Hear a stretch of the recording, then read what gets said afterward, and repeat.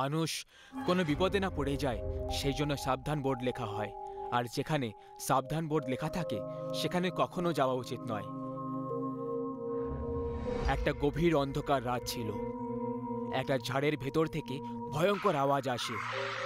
তখনই ঝাড়কে চিরে একটা ভয়ঙ্কর চেহারাওয়ালা বুড়ি ডাইনি বাইরে বেরিয়ে আসে। ও নিজের ব্যাগ থেকে একটা আয়না বার করে আর নিজের চেহারা দেখতে লাগে। ও চেহারায় ভাঁজ কাটা দাগ দেখে রেগে গিয়ে বলে উঠল, এ কি, আমার সুন্দর চেহারায় ভাঁজ কাটা দাগ দেখা যাচ্ছে। মানে যদি আরো কয়েকটা দিন আমি মানুষের রক্ত না পাই তাহলে আমি বুড়ি হয়ে যাব। না না না, এটা হতে পারে না। আমি বুড়ি হতে পারি না, মোটেই বুড়ি হতে পারি না আমি। আমাকে তাড়াতাড়ি মানুষের রক্ত খেতে হবে, তাতে যাই হয়ে যাক না কেন আমাকে মানুষের রক্ত চাই। ডাইনি মানুষের খোঁজে একটা গ্রামে এসে পৌঁছয়, কিন্তু গ্রামে কাকেও দেখতে পেল না। ঘরের সব দরজা বন্ধ পড়েছিল। তখন ও পেছন থেকে কারোর আসার আওয়াজ শুনতে পেল। ও ঘুরে দেখল, তখন ও একটা তান্ত্রিককে আসতে দেখতে পেল। কি ভাগ্য আমার, শিকার নিজে হেঁটে আমার কাছে আসছে। এখন আমি এর রক্ত খাবো আর আবার যুবতী হয়ে যাব।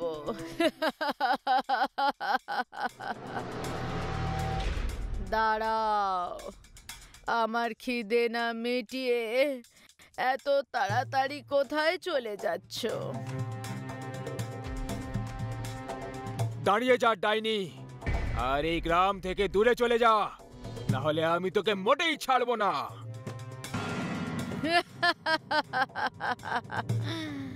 ডাইনিকে মারাটা মুশকিলই নয়, অসম্ভব কাজ। মূর্খ তান্ত্রিক, এখন তুই বাঁচবি না, আর না এই গ্রামবাসীরা। ডাইনি তান্ত্রিকের দিকে এগিয়ে গেল। তান্ত্রিক ছাই বার করে চোখ বন্ধ করে মন্ত্র পড়তে থাকে আর ডাইনির ওপরে ছড়ে ফেলে দেয়। ডাইনি কষ্টে ছটফট করতে লাগলো আর দয়ার ভিক্ষে চাইতে শুরু করলো। ছেড়ে দাও আমাকে, ক্ষমা করে দাও, আমি কাউকে কিচ্ছু করব না। এমনি তো এখন তুই কারো কিছু ক্ষতি করতে পারবি না। তান্ত্রিক নিজের ব্যাগ থেকে একটা ছোট শিশি বার করে, যার ভেতরে ডাইনি একটা ধোঁয়ার রূপে বন্দী হয়ে যায়। তান্ত্রিক ওই শিশি নিয়ে জঙ্গলের এক কুয়োর কাছে গিয়ে পৌঁছয়। আজকের পর তুই এই কুয়োতে বন্দী থাকবি, যতক্ষণ কেউ তোকে এখান থেকে বার না করে দিচ্ছে।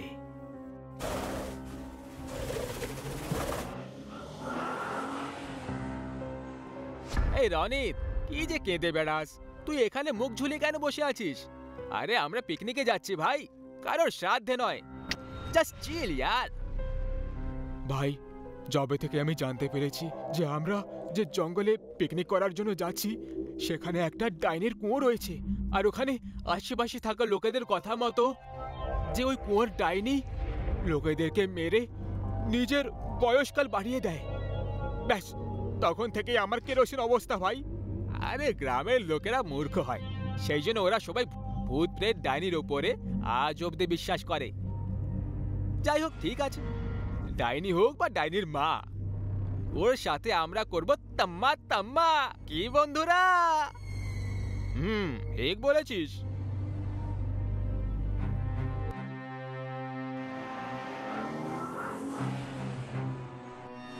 রনিতের কথাগুলো একদম সত্যি ছিল, কিন্তু ওর বন্ধুরা ওর কথাগুলোর মজা উড়িয়ে খুব বড় ভুল করে ফেলেছিল।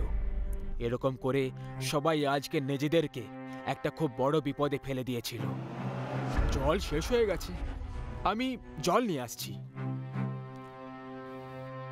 ভিকি জলের সন্ধানে ঘন জঙ্গল পার করে এগিয়ে চলেছিল তখনই ও সামনে একটা খুঁটিতে অনেকগুলো বাদুড়কে ঝুলে থাকতে দেখতে পায়। আর তারপর ওই সব বাদুড়গুলো ওখান থেকে যেই না উড়ে চলে গেল, ভিকি ওখানে একটা বোর্ড ঝুলে থাকতে দেখল। বোর্ডে লেখা ছিল সাবধান, ডাইনির কুঁয়ো, এই কুঁয়োর কাছে যাওয়া একেবারে নিষেধ। আজ পৃথিবী কোত্থেকে কোথায় পৌঁছে গেছে, কিন্তু এই গ্রামের লোকেরা এখনো ভূত প্রেতের কথায় আটকে রয়েছে। ভগবানই জানে এই গ্রামের লোকগুলোর মাথায় কবে বুদ্ধি হবে। ভিকি একটা গাছের ডাল ভাঙে, সেটা বোতলে ভেঙে তার সাহায্যে কুঁয়ো থেকে জল বার করতে লাগলো। তখনই ওর কানে খুব ভয়ঙ্কর চিৎকারের আওয়াজ শুনতে পেল। ভিকি আওয়াজ শুনে ভয় পেয়ে যায় আর এদিকে ওদিকে তাকাতে লাগলো, কিন্তু চারিদিকে শুধু গাছপালা আর বন জঙ্গল ছাড়া কিছুই দেখতে পেল না।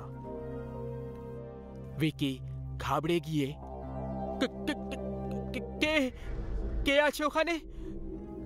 মনে হচ্ছে কোনো বাচ্চাকেই কুয়োতে ফেলে দিয়েছ হবে।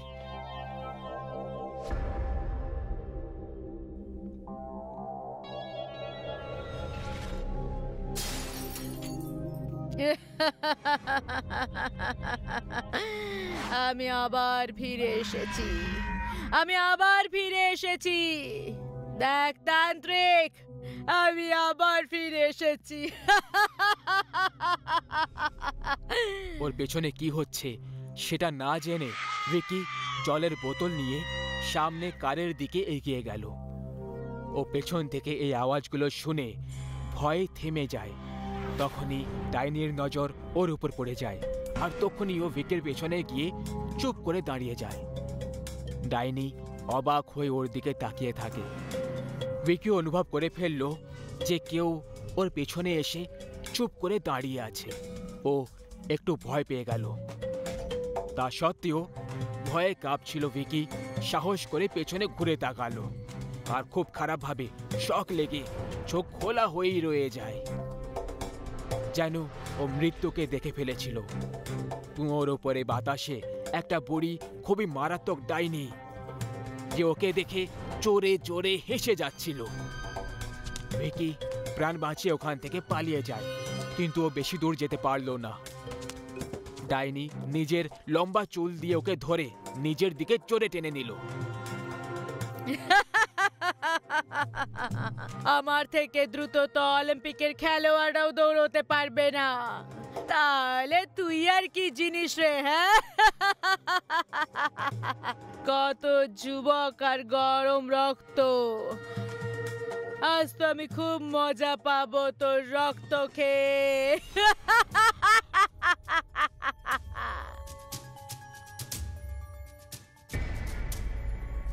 ভগবানের জন্য আমাকে ছেড়ে দাও, আমাকে মেরো না। তুমি এই জল খেয়ে নাও। আমি জল নয়, রক্ত খাই। তুই ওখানে ওই বোর্ডে সাবধান লেখা ছিল পড়িসনি নাকি রে? রক্ত চুষে খাওয়া ডাইনি আমি, যে রক্ত খেয়ে যুবতী হয়ে যায়। এবার আমি তোর রক্ত খাবো। হঠাৎ ডাইনির জিভ খুব ধারালো হয়ে যায় আর একটা ঝটকায় ভিকির মাথা ধড় থেকে আলাদা করে দেয়। ওর ধড় থেকে বেরোনো রক্তটাকে হাতে তুলে খেতে লাগলো। রক্ত খেয়ে ডাইনি একটু যুবতী হয়ে যায় আর ওর চেহারার ভাঁজ কাটা দাগ একটু কম হয়ে যায়।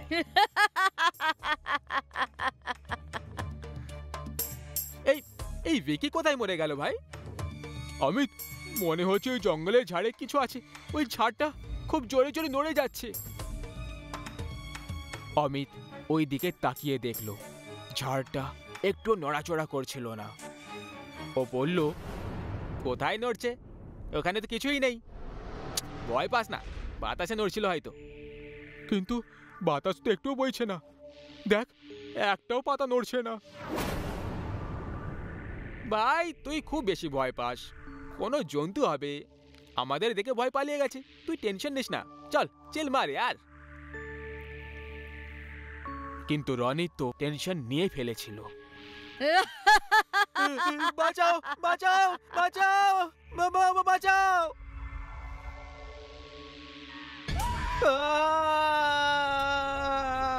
ওর বন্ধু ওকে ছটপট করতে দেখছিল। অমিত আর সনজিৎ রনিতকে বাঁচানোর জন্য ওর দিকে দৌড়লো। রনিতকে টেনে বাইরে বার করার পুরো চেষ্টা করলো। তখনই হঠাৎ রনিতের শরীর বাইরে বেরিয়ে যায়। এই কারণে অমিত আর সনজিৎ মাটিতে পড়ে যায়। মাটিতে পড়ার পর ওরা নিজেদেরকে সামলে নেয় আর ওদের নজর রনিতের দিকে চলে যায়। রনিতের মাথা ধড় থেকে উধাও ছিল। এটা দেখে অমিত, সনজিৎ গুরুতরভাবে ভয় পেয়ে যায়। দুজনে কিছু বুঝতে পারতো তার আগেই ঝাড় থেকে ডাইনির চুল বেরিয়ে আসে আর ওই চুলটা ওদেরকে ধরে কুয়োর দিকে টেনে নিয়ে চলে যায়। দুজনে উল্টোভাবে ঝুলে থাকা ডাইনির চেহারা থেকে কয়েক ইঞ্চি দূরে ছিল।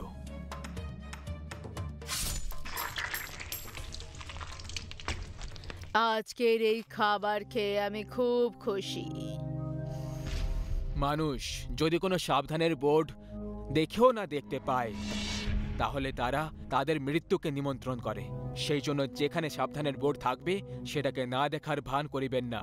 কে জানে ওখানেও ডাইনির বাস রয়েছে। আছে আর কোন বাপের ছেলে যারা এই সাবধান বোর্ডকে অবমাননা করে আমার কুয়োর কাছে আসতে চায়?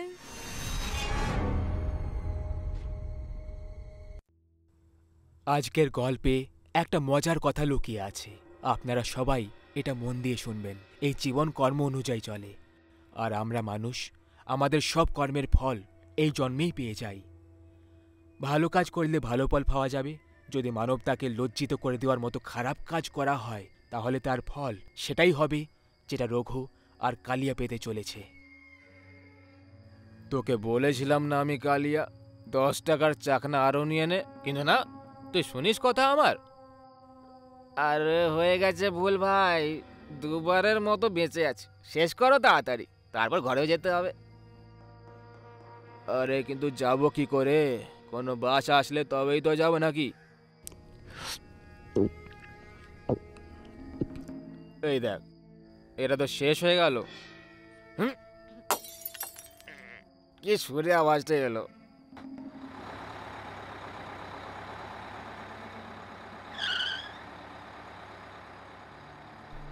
চলে এসো ভাই, চলে এসো, এটাই শেষ বাস। ও কাকু আগে যাও, আমরা সান্তাক্রুজ নয়, ধারাবি যাব, চল ফট। আরে কি চল ফুট বলছো বাবা? তোমাদের ভাগ্য খুব ভালো, আমি আজকেই ধারাবিতে ঘর নিয়েছি রহমান দাদার কাছে, আর আমার এই রামপিয়ারি বাসও আমার সঙ্গে ধারাবিতেই থাকবে। চলে এসো। আরে এত ভাবছো কি? তোমাদের ভালো সময় চলছে, এসো, চলে এসো। মনে হচ্ছে ভগবান আমাদের ভাগ্যটা একবারে সোনার অক্ষরে লিখেছে। ফুল সম্মান পাচ্ছি ভাই, মন থেকে। আয় কালিয়া, চলে আয়। ঠিক আছে চলো।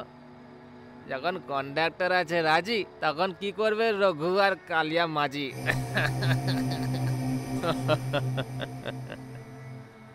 রাত 1টার সময় নিজের এলাকার বাস পাওয়াটা রঘু আর কালিয়াকে ভাগ্যের জোর মনে হচ্ছিল, কিন্তু ওরা জানতো না যে ওই বাস আর ওই কন্ডাক্টর ওদের জন্য ন্যায়ের দণ্ড নিয়ে এসেছে, যেটা যে কোনো সময় ওদের উপর বজ্রের মতো ফেটে পড়বে। দণ্ড বিচিত্র, আর যে দণ্ড দেবে সেটাও ধারণার বাইরে। আবে এভাবে কি দেখছিস? টিকিট ছিঁড়তে চাস আমাদের? যদি নিজেকে খারাপ অবস্থায় দেখতে চাস তাহলে চেষ্টা করে দেখে নে। তোমাদের তো পার্মানেন্ট টিকিট কাটা হয়ে গেছে, তাই আর কোনো টিকিটের প্রয়োজন নেই। আরে আমি বলতে চাইছিলাম যে আমরা সবাই তো একই এলাকার, তাই এখন তো তোমরা দুজন স্টাফ হয়ে গেছো, তাই না? আর স্টাফদের টিকিট কেউ আবার কাটে নাকি? আচ্ছা, তাহলে তুই পুরো কথাটা তাড়াতাড়ি বুঝিয়ে দিলি, না হলে রামপুরি ঢুকে যেত তোর পেটে, বেরোতো বুক চিরে দিয়ে।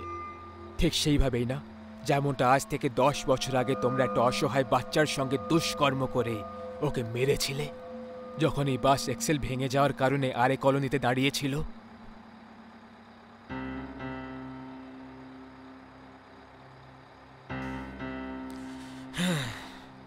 শরীরের খিদে তো মিটে গেছে ভাই, এখন এই এঠো বাসনের কি করি?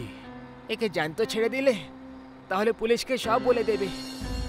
মেরে দিয়ে গে, এটাই ঠিক হবে, মেরে দে।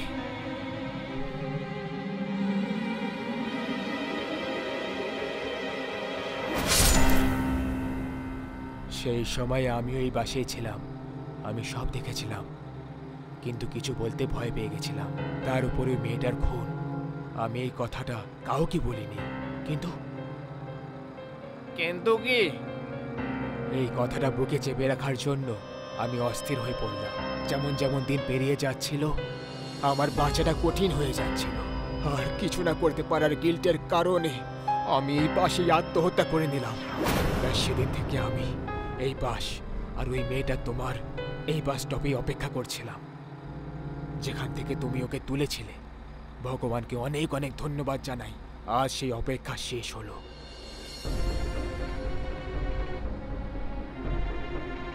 আবে ও রামগোপাল বর্মা, এ কি তুই এখানে ভূতের ফিল্ম বানাচ্ছিস? মানে তুই এমন ভাবে বলছিস যেন কোনো ভূত তোমরা দুজন। কিছু সন্দেহ আছে?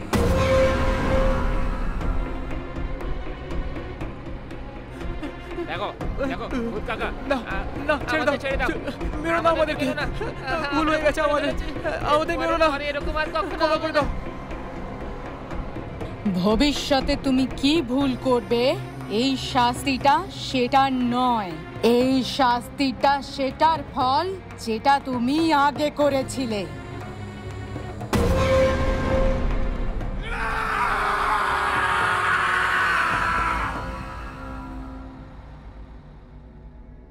রঘু আর কালিয়া তো ওদের কর্মের শাস্তি পেয়ে গেল, কিন্তু এরকমই কিছু ভুল হওয়ার কারণে যদি আপনার মনও অস্থির হয়ে পড়ে, তাহলে আর এই কলোনি সান্তাক্রুজের বাসে আপনাদেরকেও স্বাগত জানাই।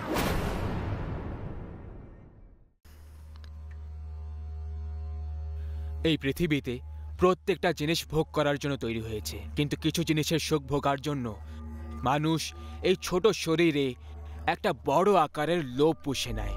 তারা ভুলে যায় যে লোভ করলে কতটা ক্ষতি হতে পারে। লোভে পাপ, পাপে মৃত্যু।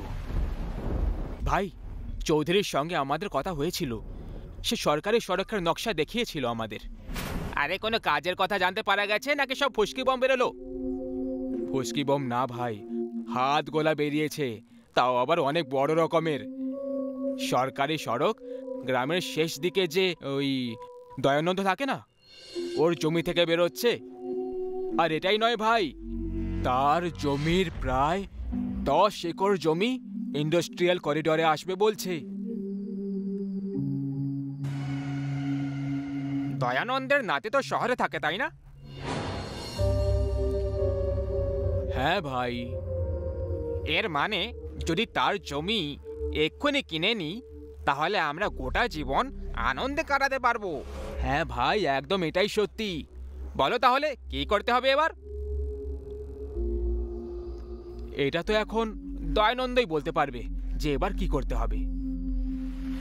দেখ বড়, তোর পা কবরে ঝুলছে, এই জন্যই বলছি, এই জমির সম্পত্তি থেকে প্রেম ত্যাগ করে এই কাগজের উপরেও সই করে দে, নিজের জমি আমাদের নামে করে দে।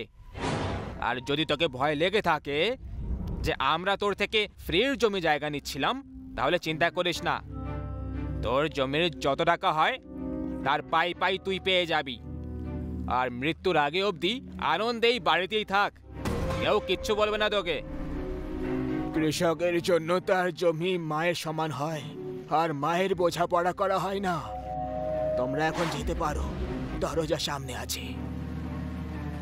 কাকা, বুড়ো হাড়গুলোকে যৌবন রক্তের মতো টকবক করা উচিত না, হাড় ভেঙে যাওয়ার ভয় থাকে। এখন নিজের ডায়লগ বাজি বন্ধ কর আর চুপচাপ সই করে দে। দাদা, আপনারা কাকার সাথে এভাবে কেন কথা বলছো? যদি কাকা জমি বিক্রি করতে না চায়, তাহলে আমাদেরকে তার সিদ্ধান্তে রেসপেক্ট করা দরকার। আমার হিসেবে আমাদেরকে এখান থেকে চলে যাওয়া দরকার। ছোট, নিজের পরামর্শ নিজের কাছেই রাখ, শহরে জীবন কাটাতে কাজে লাগবে। আমরা এখানে জমিতে হাল চালিয়ে তোর শহরের খরচ পুরো করি না, আমরা সেগুলো কাজ করে আয় করি। সেই জন্য নিজের পরামর্শ নিজের কাছেই রাখ, সই তো এর বাপও করবে। আবে ও বুড়ো, করে দে জমি আমাদের নামে, না হলে তোর আঙুলের ছাপ নিয়ে আমরা তোকে তোরই জমিতে পুঁতে দেব। যেটা করার করে না, কিন্তু যাই হয়ে যাক না কেন আমি এই জমি বিক্রি করব না। মরে গেলে এইসব ছাতিতে নিয়ে যাবি নাকি?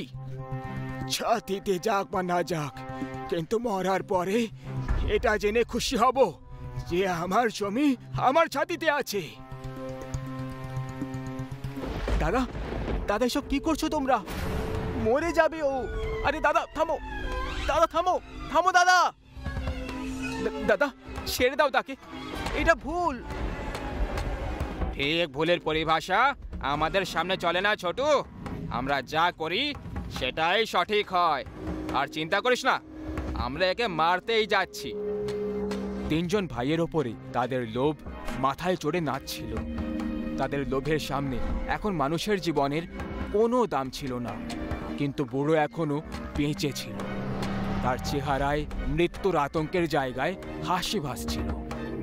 এত বৃষ্টিতে ছাতার পেছনে নেত্রপাল বুড়োর আঙুল কেটে দিল আর সব কাগজপত্রে তার আঙুলের ছাপ নিয়ে নিল। আমি আসবো, আমি ফিরে আসবো, আমি অবশ্যই ফিরে আসবো।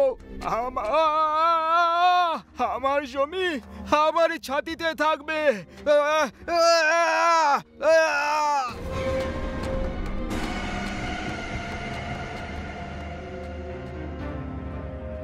ভাই, আজ মদের প্রত্যেক গ্লাসের সঙ্গে দয়ানন্দের কথা মনে পড়ছিল। গত বছর যখন আমরা ওর জমি কেড়ে নিয়েছিলাম তখনও এরকমই আবহাওয়া ছিল। শালা কি বলছিল? আমার জমি আমারই ছাতিতে থাকবে।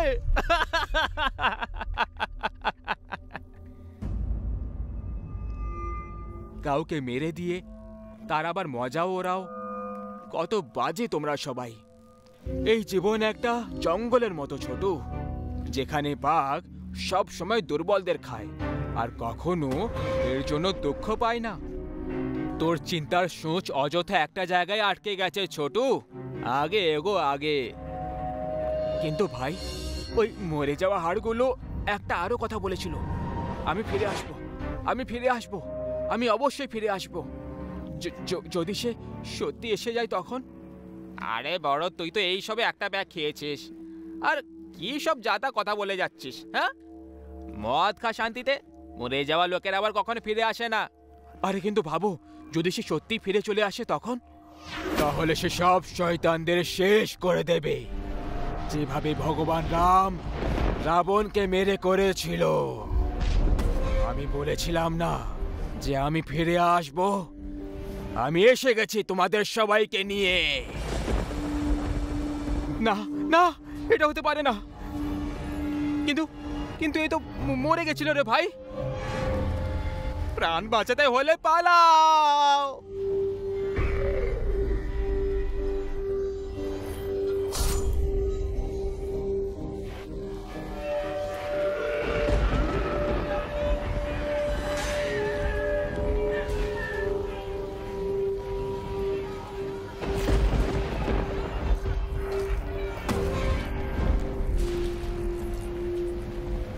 আমাকে আমাকে ক্ষমা করো কাকা, আমি ভুল করে ফেলেছি। আমি তোমাকে তোমার পুরো জমি ফিরিয়ে দেব। আমি আমি তোমাকে আরো 10 একর জমি দিয়ে দেব। শুধু আমাকে মেরো না।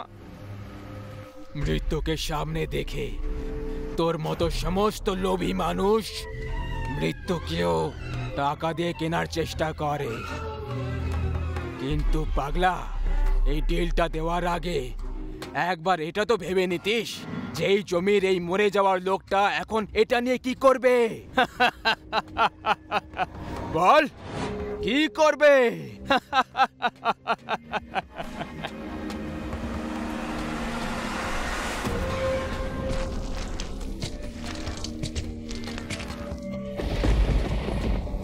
তোমাকে আমার থেকে ভয় পাবার দরকার নেই খোকা। তুমি ভালো মানুষ। কিছুদিনের মধ্যে আমার নাতি দিল্লি থেকে এখানে আসবে। আমার জমি তার নামে করে দাও, না হলে আমার জমি আমার ছাতিতেই থাকবে। বুঝতে পারছো তো? দরকারের চেয়ে বেশি পাওয়ার ইচ্ছে লোভকে জন্ম দেয়, আর লোভ শয়তানকে। আর শয়তানের সর্বনাশ অনেক আগে থেকেই নিশ্চিত থাকে।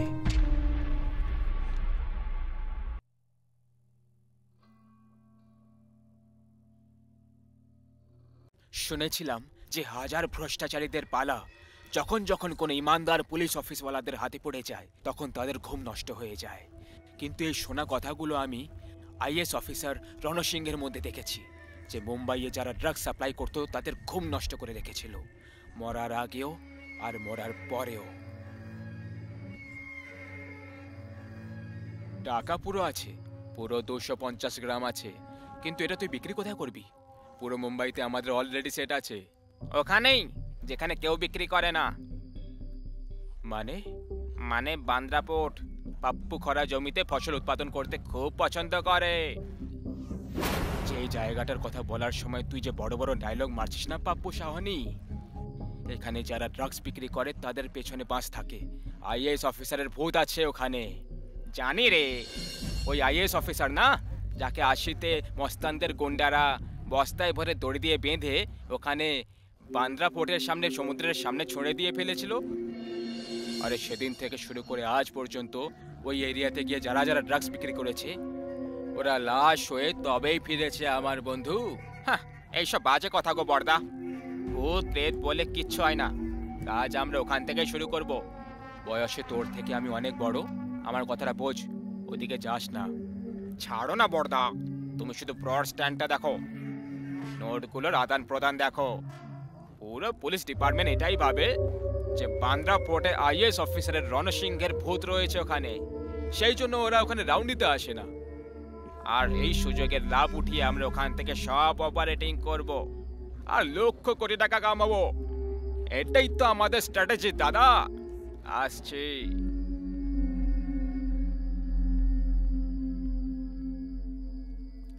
এই দাঁড়া, আমি জানি তুই আজকের পর এখানে কখনো ফেরত আসবি না, তাই এটা রাখ, মরার আগে পুরো মজা নিয়ে নে।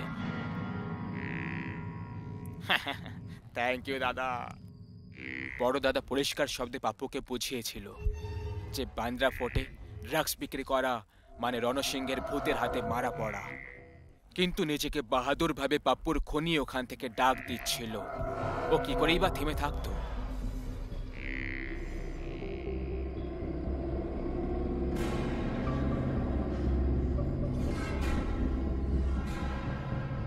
আরে পাপ্পুদা, কোন নেশাখোর লোক এখানে আসার জন্য তৈরি হচ্ছে না। হ্যাঁ তো, সবাই বলছে এখানে এলে তাহলে রণসিংহ ওদের মেরে ফেলবে। এখন তো আমাকেও ভয় লাগতে শুরু হয়ে গেছে। আমার এখানে আসা উচিত হয়নি। ভাই, রণসিংহ সত্যি এসে গেলে তখন? আমরা এতক্ষণ ধরে এখানে আছি, কেউ এসেছে? সব বাজে কথারে আমার লিমকা গজা। এখানে কোনো ভূত থাকে না, এই সব মন গড়া গল্প। যাই হোক, এই ভয়ের পরিবেশ বদলাতে একটু সময় তো লাগবে, লাগাবো। কিন্তু ওপেনিং ডেতে বনি তো করতেই হবে। কিছু টাকা আছে পকেটে নাকি খালি ঘুরছিস? আছে তো দাদা, এই যে 355 টাকা।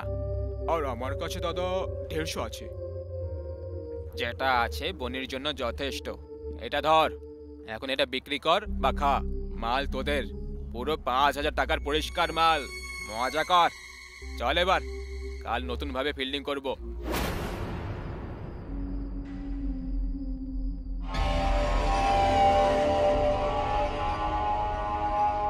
ও গড, রণসিংহ!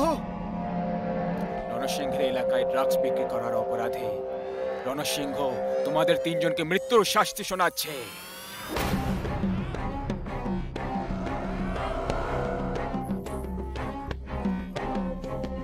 মৃত্যুর থেকে যদি এতই ভয় পাও তাহলে এখানে এসে ড্রাগস বেচা উচিত হয়নি তোমাদের।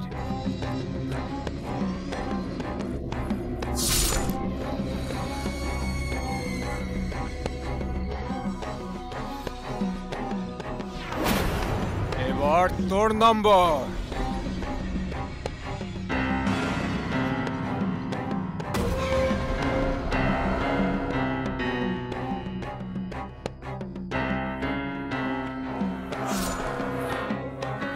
আজকের গল্প থেকে আমরা এই শিক্ষাই পেলাম, যদি তুমি ভুল কাজ করো তাহলে এক ইমানদার অফিসারের থেকে একটা নয়, দুটো নয়, বরং একটা শহরের দূরত্ব বজায় রাখো, কারণ তারা মরে যাওয়ার পরেও নিজের ডিউটি পালন করে। এই গল্পটা চোর রাজুর। ও প্রত্যেক রাতে চুরি করে বেড়াতো, কিন্তু রাত তো সবারই হয়। ওর সাথে ওই রাত অন্য কারোর ছিল। রাত ছিল, কিন্তু পূর্ণিমার রাত ছিল না। চোর রাজু একটা ঘরের জানলা খোলার চেষ্টা করছিল। ওর পিঠে একটা ব্যাগ ঝোলানো ছিল। ঘরের চারিদিকে বারান্দা আর বাউন্ডারি ছিল। রাজু এই কাজটা একটা লোহার লাঠি দিয়ে করছিল, যেটা ও জানলার নিচের দিক দিয়ে ভেতরের দিকে করে রেখেছিল। রাজু একটা জোরে হাত মারে আর ভেতর থেকে একটা জানালা খুলে যায়। রাজু এদিকে ওদিকে দেখে আর ভেতরে ঝাঁপ দিয়ে দেয়। ভেতরে আসা মাত্রই রাজু জানালা বন্ধ করে দেয়। নিজের ব্যাগ থেকে একটা কালো কাপড় বের করে, তারপর সেটা জানলার উপর রেখে দেয় আর টর্চ জ্বালিয়ে নেয়। কাপড় ঝোলানোর কারণটা এটাই যে যাতে বাইরে আলো না যায়। রাজু যখন কোথাও কিছু পেল না, তখন ও হতাশ হয়ে যায়। আজকের দিনটাই খারাপ যে এই অভাগা ঘরে চুরি করতে এসেছি, কিছুই নেই এখানে। রাজু সিগারেট বার করে আগুন ধরাতে লাগলো। জ্বালানোর জন্য লাইটারের ইউজ করে। চল ভাই রাজু, অন্য কোনো ঠিকানা খুঁজতে হবে। এরই সাথে রাজু কাপড় খুলে দেয়, তারপর ব্যাগে রেখে দেয় আর জানলা খুলে দেয়, কিন্তু জানলা আর খুলল না। এই জানলাটা খুলছে না কেন? রাজু আরো চেষ্টা করতে লাগলো, লোহার লাঠি দিয়ে খোলার চেষ্টা করতে লাগলো। কে কে আছে ওখানে? কে? হাসার আওয়াজ শুনে রাজু খুব গুরুতরভাবে ভয় পেয়ে যায়। রাজু চারিদিকে টর্চ মেরে দেখে, তখনই একটা অদৃশ্যমান ফোর্স ওকে দ্রুত গতিতে রুমের ভেতরে টেনে নিয়ে যায়। রুমে যাওয়া মাত্রই রুমটা তক্ষুনি বন্ধ হয়ে যায়। রাজু খুব বেশি ভয় পেয়ে যায়। রুমে আসা মাত্রই ওই ফোর্স ওকে ছেড়ে দেয়। সেটা ছাড়া মাত্রই মাটিতে পেছনে ঘষড়ে দেওয়ালে লেগে যায়। টর্চ তখনও জ্বলছিল আর ও বিড়বিড় করতে লাগলো, হে ভগবান, এটা কি হচ্ছে? কোথাও এই ঘর ভুতুড়ে নয় তো? রাজুর ভয় সঠিক ছিল। ওই ঘরটা সত্যিই ভুতুড়ে ছিল। ওই ঘরে একটা আত্মার রাজত্ব ছিল, যে বছর ধরে ওই ঘরে কারো আসার অপেক্ষা করছিল। সেই রাতে তার অপেক্ষা পুরো হয়ে গেছিল। রাজু বারবার রুমে ভয় পেয়ে এদিকে ওদিকে টর্চ মারছিল। দেখো দেখো, তুমি চেকো হও, প্লিজ আমাকে যেতে দাও। আমি কথা দিচ্ছি আজকের পর আর কখনো আসবো না এখানে। তখনই ওখানে একটা মেয়ে এসে প্রকট হয়, যে সাদা কাপড় পরে রয়েছিল, একদম যেন কোনো মৃতদেহ শুকিয়ে গেছে। রাজু তাকে দেখে খুব জোরে চিৎকার করে ওঠে। ভয় পাওয়ার আর চিৎকার করার কোনো দরকার নেই। আমি তোকে ছেড়ে দেব, শুধু তুই আমার দুটো কাজ করে দে। তুমি যা বলবে আমি তাই করব, আমাকে যেতে দাও ব্যাস। প্রথম কাজ, তোমাকে এই লোকটাকে যে হোক করে আনতে হবে, আর দ্বিতীয়, এই মহিলাটাকে এখানে ডাকতে হবে। ঠিক আছে ঠিক আছে, আমি নিয়ে আসছি। পেতনি রাজুকে দুটো ফটোগ্রাফ দিয়ে দেয়। লোকটার ফটোর পেছনে তার অ্যাড্রেস লেখা আছে, আর মহিলাটার ছবির পেছনে তার ফোন নাম্বার লেখা ছিল। দাঁড়াও, তুমি এদেরকে আনতে যেতে পারো, কিন্তু তোমার আসা পর্যন্ত তোমাকে তোমার জায়গায় কোনো কাছের মানুষকে ছেড়ে যেতে হবে। যদি এরকম না করো তাহলে তুমি এখান থেকে কখনো যেতে পারবে না। ফোন কর। রাজু কিছুই বুঝতে পারছিল না যে ও কি করবে। শেষে ও ফোন লাগালো। হ্যালো রিয়া। চোর রাজুর সব থেকে কাছের মানুষ ওর স্ত্রী ছিল, সেই জন্য ও তাকেই ডেকে পাঠালো। স্ত্রী জানালা দিয়ে ঘরে আর তারপর রুমে চলে আসে। কেন ডেকেছো তুমি আমাকে এই অভাগা জায়গায়? তখনই রাজুর পেছনে ওই পেতনি চলে আসে, যাকে দেখে রিয়া চিৎকার করে ওঠে। তখনই পেতনি ওর মাথা ধরে হাওয়ায় তুলে নেয়। এটা কি করছো? ছেড়ে দাও ওকে, ছেড়ে দাও, প্লিজ ছেড়ে দাও। ওকে মেরো না, ওকে মেরো না। চিন্তা করিস না, শুধু এটাই দেখছিলাম যে তুই যাকে এখানে ছেড়ে যাচ্ছিস সে সত্যি তোর খুব কাছের কি না। এবার যা, তাড়াতাড়ি ফটোওয়ালা লোকটাকে নিয়ে আয়, যে করে হোক নিয়ে আয়, কিন্তু নিয়ে আয়। আর ওই মহিলাকে ফোন করেই ডেকে নিবি, সে আমার মা। এই ঘরের কথা বললে সে অবশ্যই আসবে। পেতনি ছেড়ে দেয়, রিয়া অজ্ঞান হয়ে যায়। ঠিক ঠিক আছে, যেমনটা তুমি বলবে আমি তেমনটাই করব। তুমি শুধু প্লিজ আমার ওয়াইফকে কিছু করো না, আমি এখনই যাচ্ছি। তখনই দরজা খুলে যায় আর ওখান থেকেই জানালাও খুলে যায়। রাজু পাগলের মতো মাঝরাতে ওই লোকটার ঘর খুঁজে বেড়াচ্ছিল। রাজু ফটোতে লেখা অ্যাড্রেস দেখে লোকেদের ঘরের নম্বর চেক করে। ফটোর পেছনে সুন্দরনগর 12/48 লেখা ছিল। একটা জায়গায় টর্চ মেরে দেখে সেখানে 12/36 লেখা ছিল। একটু আগে এগিয়ে যায়, আবার টর্চ মেরে দেখে ওখানে 12/48 লেখা ছিল। তার সাথে লেখা ছিল রামনিবাস। রাজু নিজের ব্যাগ থেকে দেশি বন্দুক বার করলো আর হাতে নিয়ে পেছনে রেখে ভেতরে চলে যায়। বেল বাজায়। দুবার বেল বাজা মাত্রই অর্ধেক ঘুমের ঘোরে একটা লোক বেরিয়ে আসে। আগে বলুন। সুনীল বাবুর সাথে কাজ ছিল। আমি সুনীল, বলুন।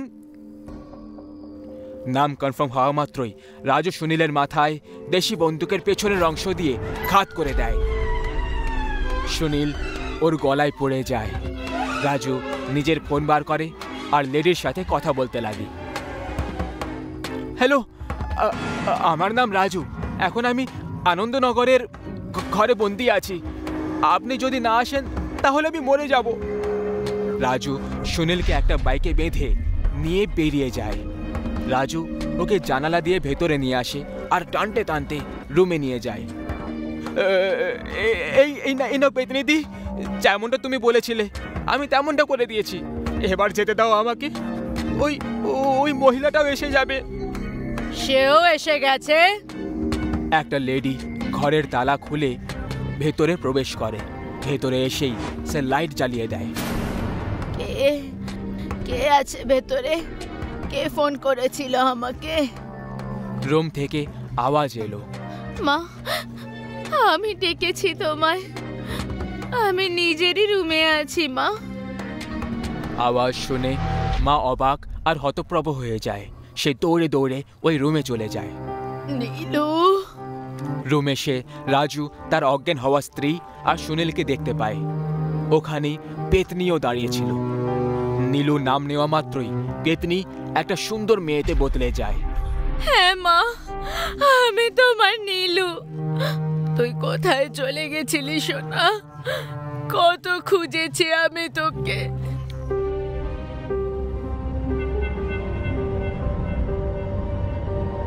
তুমি বেঁচে আছো? কিন্তু আমি তো তোমাকে নিজের হাতে মেরেছিলাম এখানেই। শুনতে পেলে মা? আমার ও হবু বরই আমাকে মেরে দিয়েছিল আর এই খাটের নিচে পুঁতে দিয়েছিল, কারণ আমি একে জবরদস্তি করতে থামিয়েছিলাম। তখনই আমার বিশ্বাসকে চিড়েছিল। এখন আমি ওকে চিড়ে ফেলবো। এবার আমি স্বতন্ত্র মা, এখন আমি স্বতন্ত্র। আসছি মা।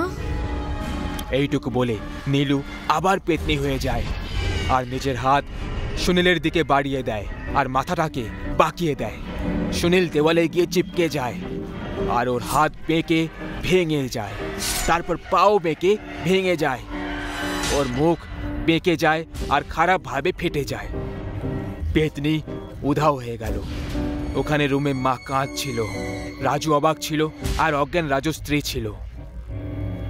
প্রত্যেক মানুষকে তার কর্মের ফল এই জন্মেই ভোগ করতে হয়। সেই জন্য বলি, খারাপ কর্ম করার আগে ভেবে নাও, যদি তার পরিণাম তোমাকে ভোগ করতে হয় তাহলে কি সহ্য করতে পারবে?